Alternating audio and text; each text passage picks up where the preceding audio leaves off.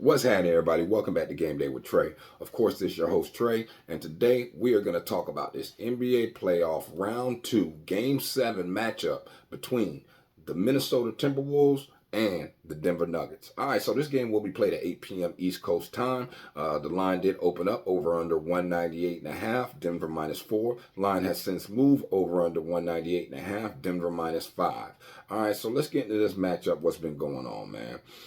Minnesota Timberwolves are going to be looking to book their tickets to the Western Conference Finals after blowing out the Nuggets in the last game, 115-70 in that Game 6 on Thursday, man.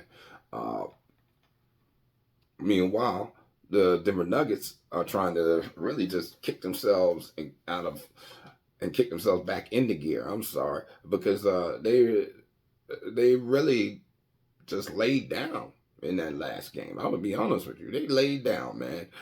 They got completely run off the floor on Thursday. Jokic had 22 points and 9 rebounds. Aaron Gordon had 12 points and 8 rebounds with 4 assists, while Jamal Murray only chipped in 10 points, guys. And that's what you're going to see is the actual key to what's going to happen in this game. Is Jamal Murray going to be the playoff Jamal Murray that they've gotten accustomed to having out there, or is Ant Edwards going to go out there and lock him down like needs to happen so that they can actually win this series and move to the next round, guys? So talking about this series, you got to start off with how it's played out, right? So we know Minnesota won the first game in Denver, 106-99.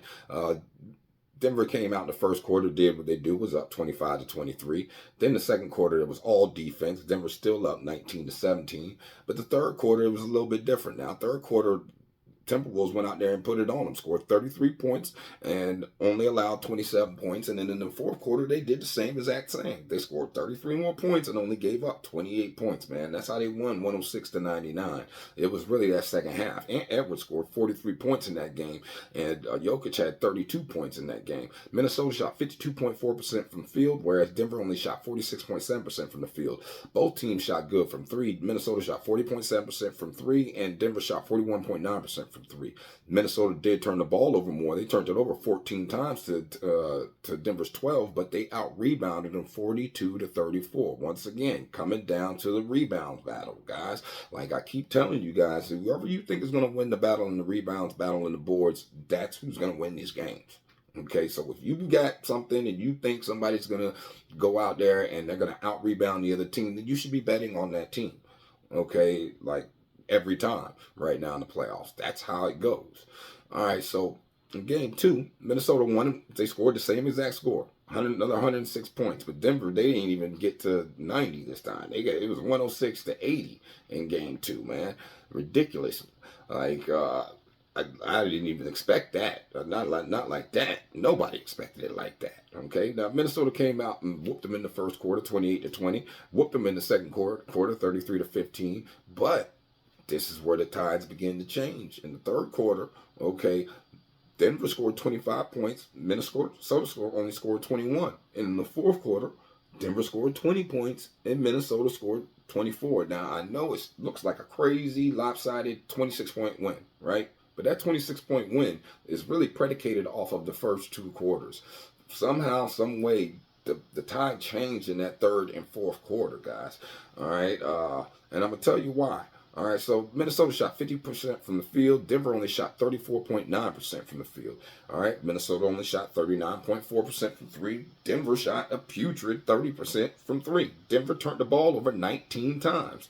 All right, mostly in the first half. All right, and Minnesota only turned it over 12 times. But the difference is Denver had 50 rebounds to Minnesota's 42. Very, very key thing to pay attention to because Denver lost, but they won the rebounding battle. Okay. And remember what I just said about that rebounding battle, guys? All right. That's important. All right. Especially when you look into the quarters, because like I said, when you look at these quarters and how these teams played out, that's when you could kind of tell that there was going to be a change in the tide. All right. And that's why when they went back to Minnesota, the Nuggets whooped them 117-90, guys, in Minnesota. It was like, it was ridiculous how they came out there and did them boys. But I can understand why after how they got done the first 2 games. Like, they got to get their face back. Y'all, like, got to get that lick back. Real talk, man. So in the it was 117-90. Okay, Nuggets won. Nuggets won the first quarter 28-20. Nuggets won the second quarter 28-21. Nuggets won the third quarter 37-25, and Nuggets tied in the fourth quarter 24-24. All right. Notice the momentum they keep. They kept the momentum from that previous game, picked it up, and kept going.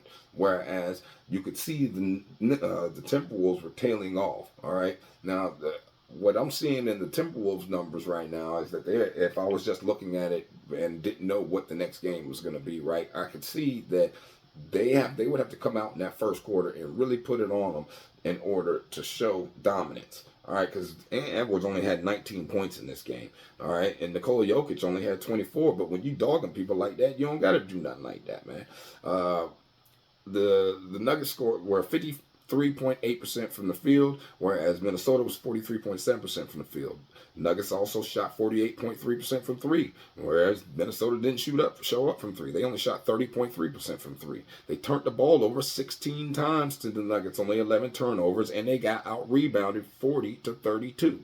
Once again, that turnover, those rebounds, that three-point shooting, that was just the worst. It was a perfect storm for Minnesota in that game and a masterclass on how to lose a game. All right, now we go on to game 4, guys. Game 4, of course, it was 115-107. Nuggets won. Okay, they first quarter they came out there and won the quarter 29-24. Second quarter they came out there 35-25. Third quarter though they lost that quarter. Minnesota actually outscored them 30-26. And then in the fourth quarter, Minnesota outscored them again 28-25, guys. All right, so just looking at how that trend is going, and not and understanding how they've been playing, not knowing what the next game would be, you would actually see that Minnesota's actually fighting back, and this is why. So Jokic scored 35 points, and Edwards only scored 44 points. Minnesota shot 47.6% from the field, whereas Denver shot 57% from the field. Minnesota shot 39.3% from three, whereas Denver shot 44.8% from three.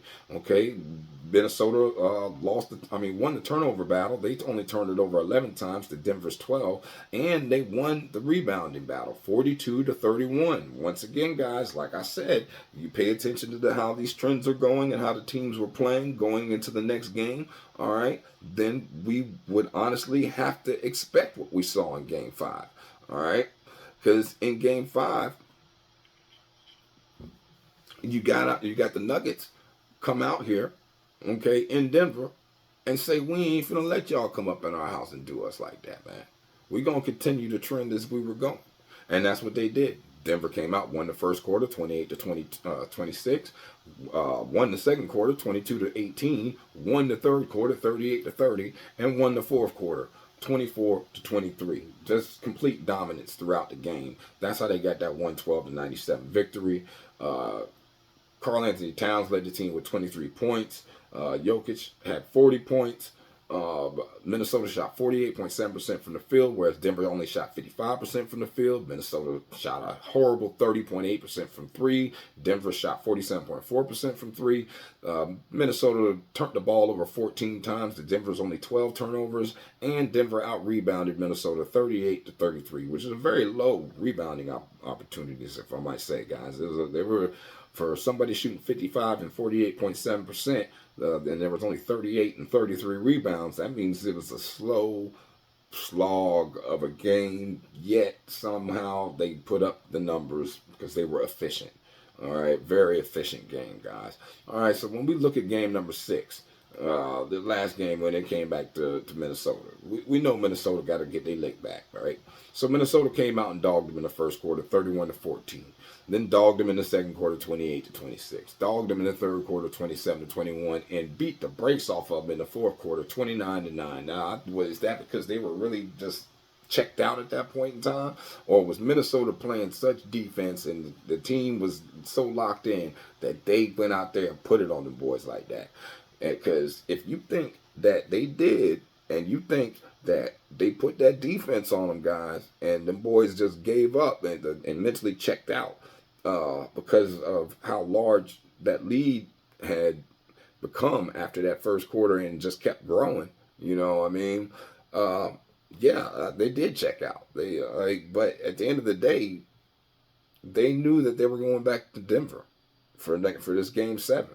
All right, now Denver did shoot 30.2% from the field, whereas Minnesota shot 46.5% from the field. Denver shot 19.4% from three, whereas Minnesota only shot 37.5. Minnesota only turned the ball over 6 times. Denver turned it over 12 times, and Minnesota out rebounded Denver 62-43. Wow, that is like a disparity, guys. Like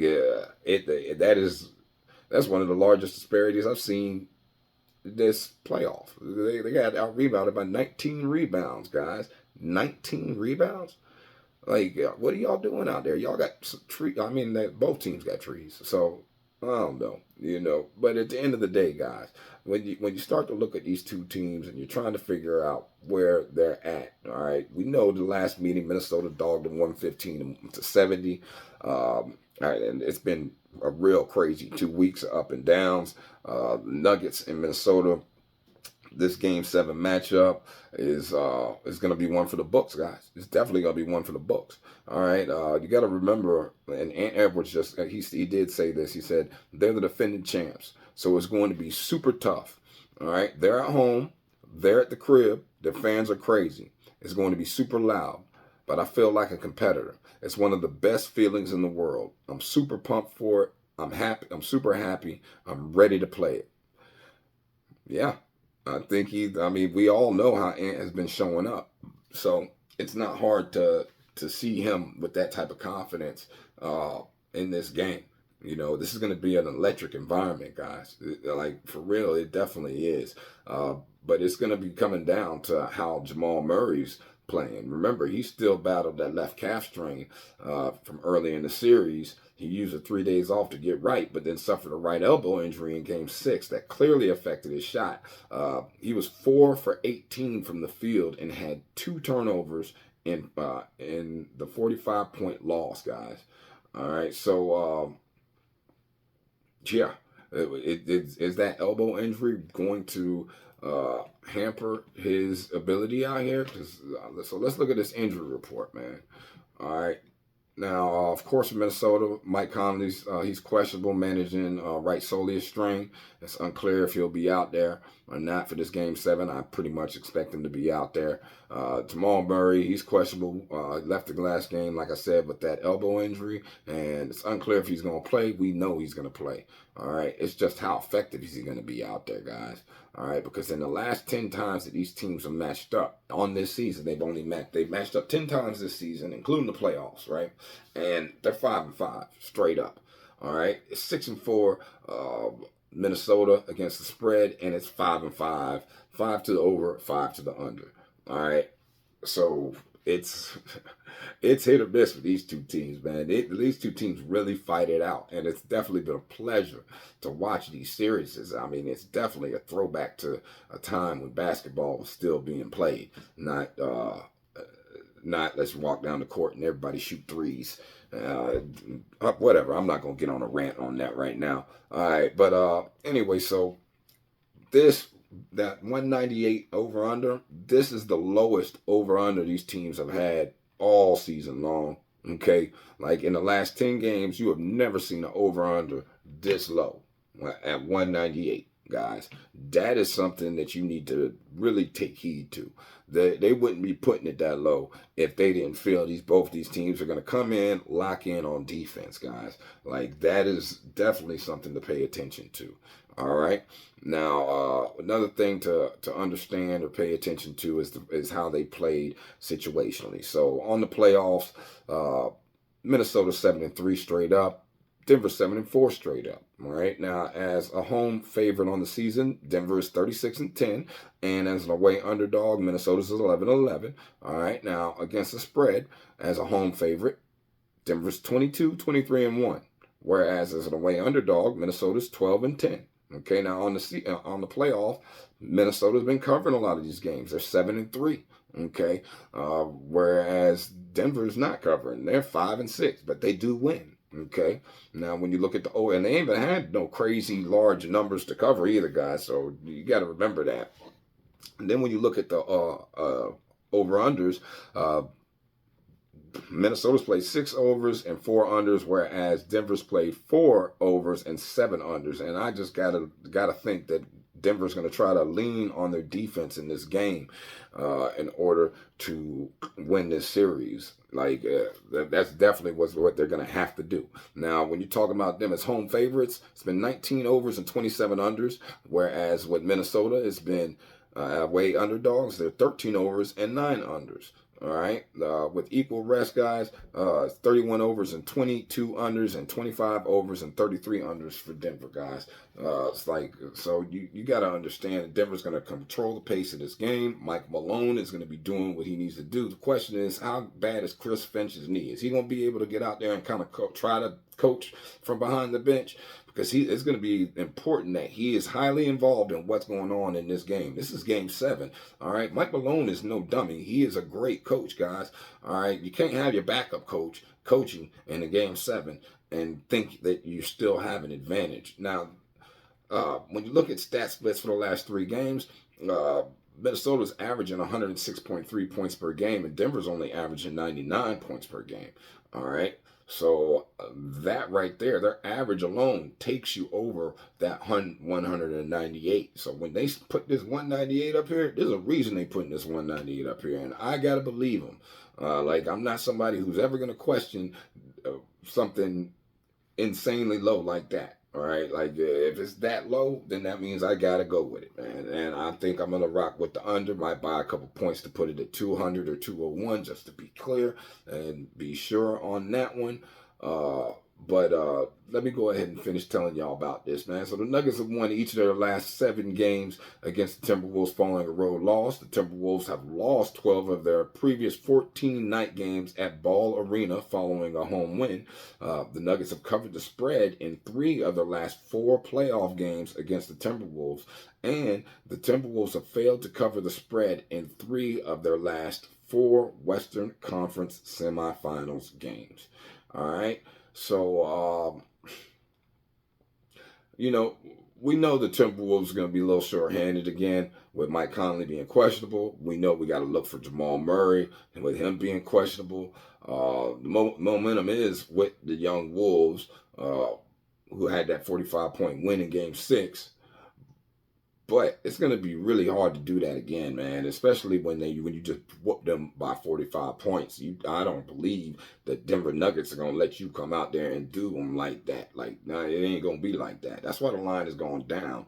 It's going down because people are betting on Timberwolves with that 5, and now it's going down to 4.5. But, yeah, I'm taking money line Nuggets. That's what I'm going to do. If I'm taking the spread, I would take the Timberwolves with some points, but I'm definitely most likely getting there with the money line Nuggets, and I'm taking the under, man. Like that's got to be the play today. But I don't know. Y'all let me know what y'all think in the comments. Y'all have a blessed day. Stay safe. I'm going to see you at the window. Peace.